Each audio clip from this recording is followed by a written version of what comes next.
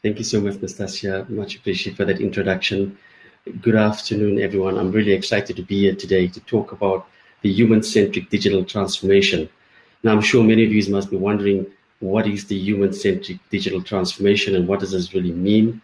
This term has been tossed around in recent years to describe a technology first means to transform business.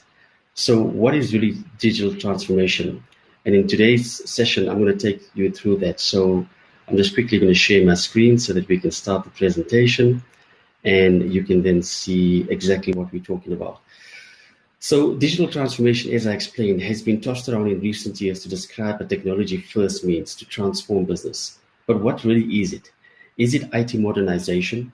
Is it the process to automate, or is it process automation? Or is it some human focused business imperative? In today's session, we will discuss how manual processes can be replaced with digital processes and put humans first rather than make them obsolete, and how technologies like artificial intelligence, machine learning, and big data can help elevate the work of humans. So let's talk about, firstly, what is it that we're going to, how do we deconstruct this? Well, there's different ways on how to define digital transformation. And often we find that many businesses out there see this as something that's foreign to them. They don't understand what's the first steps, how to go about putting digital transformation into place. And really, once we sort of deconstruct this, you'll see how much easier it is for us to actually understand. So we're going to cover different ways of how to define digital transformation, how digital transformation puts people first rather than making them obsolete, which is a misnomer that many customers out there have, that once I bring about AI functionality, I'm going to lose my job kind of thing.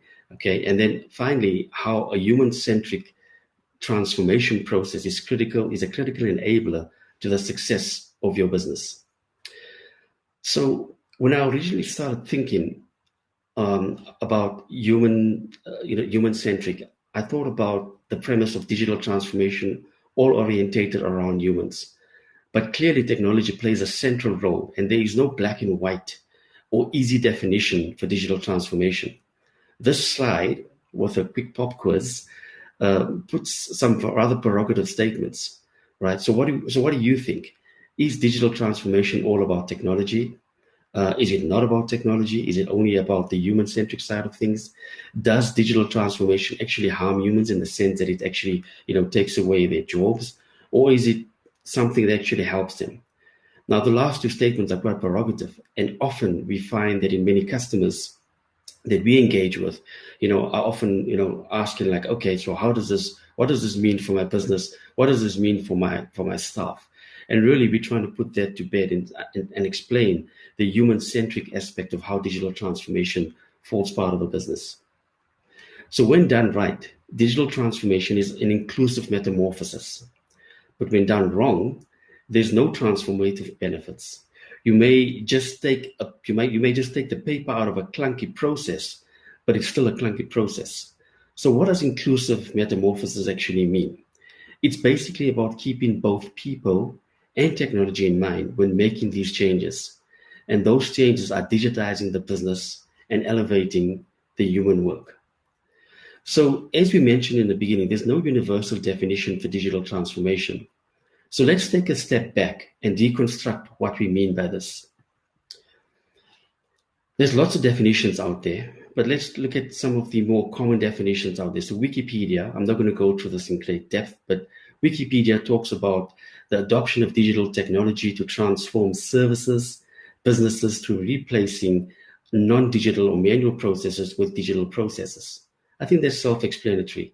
And then Deloitte's got a definition for that as well. I'm not going to go through that, but you can read that on screen. And you'll find there's many other definitions from IDC, Gartner, etc.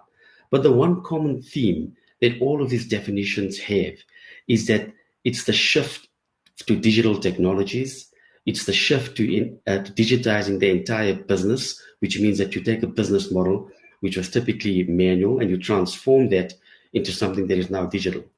And so, irrespective of which definition you look at, the ultimate definition is technically the fact that you're transforming people, processes, and the technology to interact for better outcomes. Okay, so when we talk about digital transformation, we're talking about converting a business model that was designed around people performing tasks in a very manual, clunky, or time-consuming way to one that is a model designed around a smooth digital interaction and automation within the business. So effectively, what we're saying is, a human-centric digital transformation is fundamental to the change for business in a way that it improves the lives of humans around what they do and not threaten them in, taking away their jobs. So really, let's take a look at what has happened over the last 20 years. Over the last 20 years, technology has evolved. Companies have become more customer focused than ever before. Okay. Competition is increasing and business disruptions have escalated. I mean, if anything, we know that COVID-19 has caused a massive disruption in and around the world and specifically around business. So what are the expectations that we can expect out of, finance organizations, CFOs out there? So if we look backwards, right, typically, we had Finance 1.0. That was sort of where, the CFO was like the historian, always looking back as to what happened and trying to determine how to go forward from there. And then we came up with Finance 2.0. Okay, and here, once again, you got the real-time analysts. So analyzing data, understanding what the data means, etc. And as we move forward now into today's times with CFO 3.0 or Finance 3.0, as we normally call it, this is really about where you're taking into account, the historian profile, the real-time analyst profile, but more importantly, becoming a visionary which effectively now evolves business so that you now play a more important role strategically within the business around not only what has happened, but potentially what can happen if we do X or we do Y, and how do we go about making these changes. So let's take an example, so that we can sort of break down what is digital transformation. And so I like to sort of, utilize this example on Google Maps or Apple Maps. I mean, typically, prior to these apps, there were paper maps. Okay, and the humans needed to then find the available route, pick the best one, go through a massive translation of processes on the paper map, and then, look through your windscreen, and which is quite a taxing process, be looking through the map, getting someone to navigate for you, be it your wife or wherever the case may be, and then finally trying to get to your destination. And then came about, your GPS models with TomTom and TomTom, and then finally you got Apple Maps and Google Maps. And this really allowed you to simplify the process. I mean, all you had to basically do was enter your destination, and then subsequent to that, Google does all the calculations for you. Just pick up one of the options, and Google effectively goes and frees it up for you. So just give me 1 sec here. I just want to quickly, 1 second, sorry. My apologies, my son's alarm went off. The joys of working from home. Sorry, as I was explaining, in addition to that, once you enter your destination, you focus on at what's at your destination rather than going through how to get to your destination. Now, similarly, you can see how this has simplified process. This has not taken away, the processes of whatever you're doing. It's really simplified your way. Nowadays, you just ask someone for the physical address, you key in that, and this takes you, to your destination. So now that we know CFOs play a leading role in transforming businesses, okay, because we know that strategically they represent the finance department. More importantly, they need to be able to talk to what's happening in the business, to be able to sort of give the necessary advice over what's happening within the business and strategic way to move forward. We've done some surveys with CFO 1.0, 2.0, 3.0, and what has consistently come out of that is that 46% of finance people, be it finance controllers, CFOs, accountants, etc., are facing increased demand to provide overall business advice. In order for them to do better than that, they need to free up time so they can focus on strategy. Okay, 76% of businesses out there, of CFOs and businesses, are pulled in to help drive digital transformation. So yes, you've got CTOs and CIOs, etc., but often when it comes to certain aspects of the business, The CFO comes in and he's pulled in to say, give us advice as to what we need to do around, operational processes, finance processes, etc. And a whopping 94% believe that the role of accounting and financial management technology plays an important role to help businesses discover new opportunities and risks. So as we can see, this really plays an important role as we move forward. So let's deconstruct further as to what is it out there that people talk about. So I really like this saying from Mark Benioff, who's the CEO of Salesforce. He states every digital transformation is going to begin with the end customer in mind. And I can see that in the minds of every CEO I talk to. So technology first approach to digital transformation really shortchanges the humans and customers. We shouldn't put in place technologies for the sake of having technology. We need to keep the end gain in mind. And we know that what keeps our business lives is customers. And if we're able to service our customers well, if we're able to give them a good experience, they no doubt will carry on doing business with us. So our team really is about digital transformation from a human-centric perspective and including the customer at the end. So let's talk about moving from manual processes to digital workflows. If we take incremental approaches to digital transformations, companies can start with picking something to automate. Take, for example, an existing process that's well-defined in your business and just make it faster.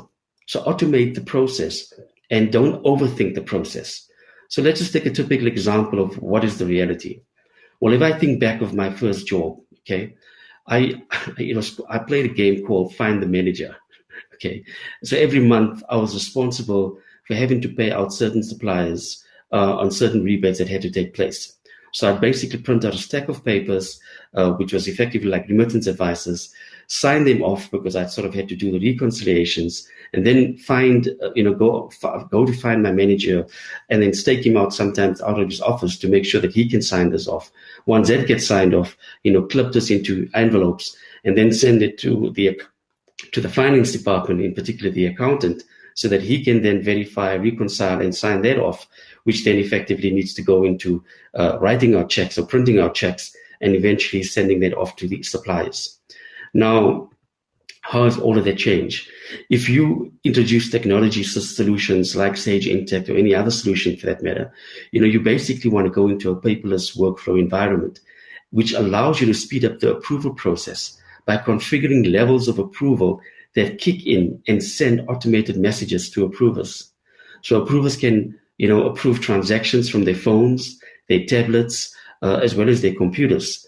And approval rules can be set up to run either by, management structures, departmental structures, or even just based on amount. Now, all of this typically speeds up the approval process, freeing up time for humans so that humans can spend more time on value-added work. So no more having to find the manager. You can carry on doing more meaningful work around whatever it is your day-to-day tasks are, and at least you don't have to go about doing the manual processes, which is time-consuming. One of our customers, the CFO from one of our customers called Health Solutions, this is a testimonial as to how, having automated the business has really changed their lives. So I'm not going to go through the entire testimonial here, but what I want to highlight is the words or the sentences in blue. Since we've automated accounts payable and allocations, this has shortened the overall time to close the books, and our staff have time to up their end game in other areas of the business. And that's typically, where technology starts to work for you in the business and elevate the human aspect of it. So we've been discussing in today's presentation thus far, digital transformation and how we can try and move, manual processes into a digital process. Okay. And so once we've sort of able to get to the point where you identify different aspects of the business and how all of this effectively can be digitized into your organization, you literally end up in a situation where, you got time to think. And one of my favorite other quotes is, "I have too much time to think," said no CFO ever. Okay. I don't think there's any CFO out there ever that will suffer from a problem of having too much time to think. But digital transformation really helps to free up time to do more meaningful things within the business. And so some of the other technologies that we can sort of talk about is things like AI, artificial intelligence. Now, AI, the cloud really brings about AI for everyone. Even as recent as 2 to 3 years ago, if you wanted to implement AI in your organization, you needed to largely figure it out on your own, okay? But today, technology vendors like Google, Amazon, Netflix, Sage even for that matter, okay, have got AI capabilities embedded into the applications. And so just think about what you do on Amazon, Netflix, even Google for that matter. As you're basically searching for something, it learns the patterns of what you're searching for and then comes up with recommendations, right? Similarly, if you purchase something from Amazon, it comes up telling you these are other alternatives you could purchase, or other people that looked at the same items, you could purchase similar items. And similarly with Netflix, for those of you that have Netflix, you would know that quite easily as well. It comes up with recommendations. And so let's take this back into a business perspective, okay? If you're working in the business, what is the use case scenarios for typical businesses, okay? For technology solutions that we've embedded technology like AI into our general ledger. And here, once again, for example, it goes through a process of analyzing all of your general ledger transactions. It typically then flags any anomalies for you to then, either accept or reject. And it goes through a pattern of machine learning capabilities that effectively is continuously reviewing what's been put into the system. Now, this effectively brings about a partnership between humans and technology, which is artificial intelligence in this case. Artificial intelligence is always on, so it takes on the otherwise time-consuming mundane tasks and augments the human aspect of that into a finance function. One of our clients called 10 Degrees has put this quite nicely for us. And once again, I'm focusing purely on the highlighted sentences. Sean from 10 Degrees states that this past month, he has found a dozen small errors. It's the system I've always wanted. So they're one of our first clients that started using the outlier detection GL with the AI capabilities. And obviously, once you enable it, the system then goes to the process of analyzing your data, and it starts to pick up any potential errors. And this typically, meant that Sean could now spend more time focusing on real work as opposed to crunching through lines and lines of data to potentially pick up errors and identify what's potentially going wrong with their solution. So if we transform in, businesses, and in particular, if we look at finance, because finance plays a critical aspect in all businesses, the typical processes for many businesses out there today falls into this triangle here, where we spend 50% of your time transacting, 25% reporting, and a very little amount of time on strategy.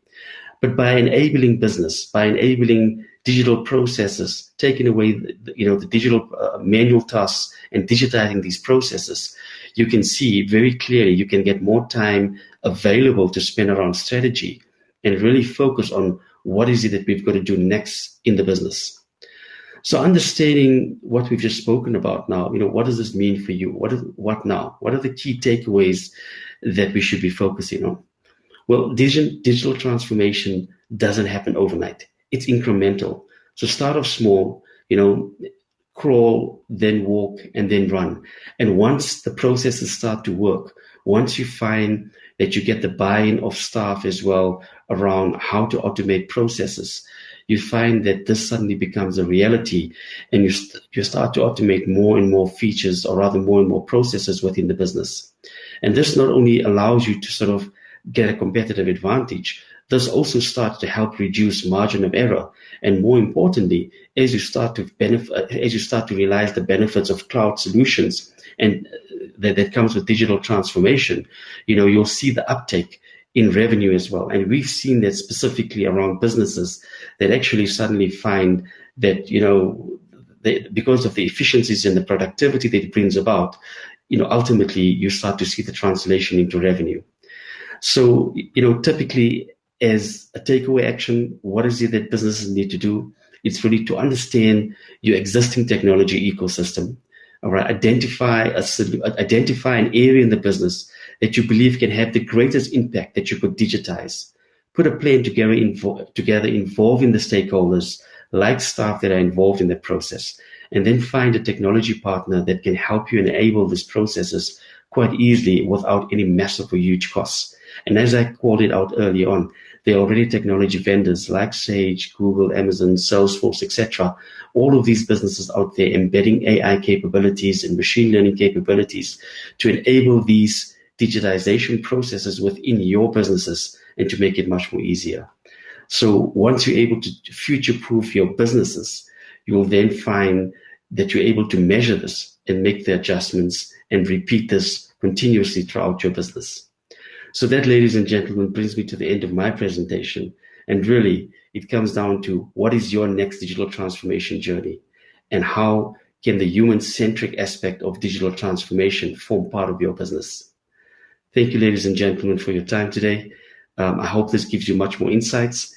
And I really believe that, if you take into account the digitization of business and you include the human aspect, it will elevate the human work relationship as opposed to become a threat for what humans tend to think about it. Thank you very much. Thank you so much, Mohammed, for that brilliant presentation. Basically, giving us perspective of how we make digital transformation real, which is probably one of the questions you've been asking yourself since we've had the speaker since the morning right up until now. How does a business know what it wants? And also, especially at a point where you're thinking you want to respond to all of this digital transformation happening all around you. So thank you once again to Mohammed.